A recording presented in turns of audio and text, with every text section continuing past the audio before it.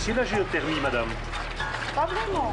Géothermie, ça vous dit quelque chose? Non. Géothermie, oui et non.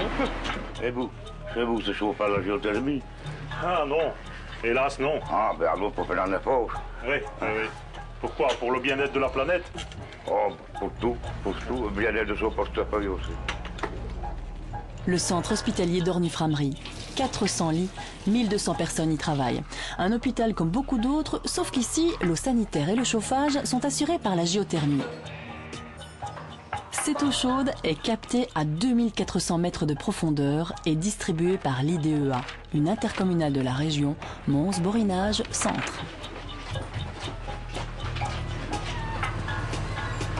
Tenez, suivez-moi, je vais vous montrer d'où part la géothermie. Voilà. Les deux tuyauteries que vous voyez là sont l'introduction de la boucle de chauffage qui vient de l'IDEA.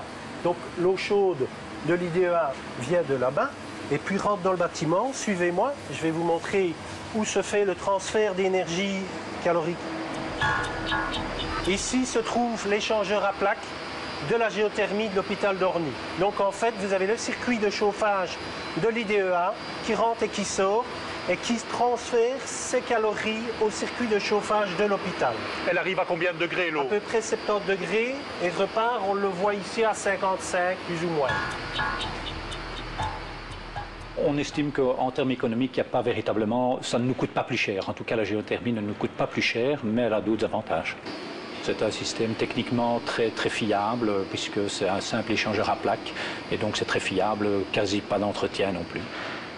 Ce serait à refaire, c'est la géothermie à coup sûr? Oui, à refaire, on repart avec la géothermie, oui, sans aucun problème. La centrale géothermique de Saint-Guilain. Dans les années 70, les services de géologie cherchaient du gaz sur ce site, mais le forage a rencontré un aquifère d'eau chaude. Aujourd'hui, la centrale exploite cette nappe. Elle alimente un centre sportif, 3 écoles, un hôpital, une cité sociale et une gare. C'est l'IDEA qui gère depuis 15 ans cette précieuse ressource naturelle. Jusqu'à présent, seuls 3 puits ont été creusés, dont celui-ci à Glun, à 2 pas de la ville de Mons. Voyons l'état de la tête de puits.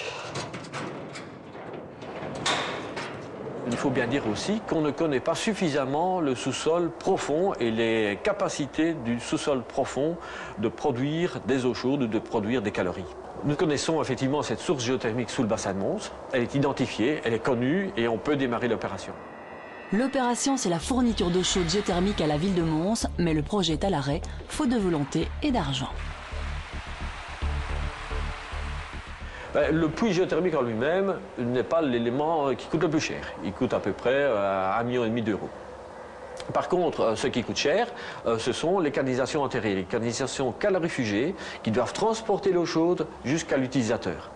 Et donc, par exemple, dans le cas de la ville de Mons, c'est assez favorable puisque nous trouvons sous la ville de Mons même l'énergie géothermique. Le projet Glun-Mons pourrait alimenter 3000 maisons.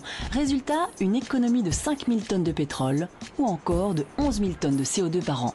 L'investissement de départ est important, mais les bénéfices attendus, plus importants encore.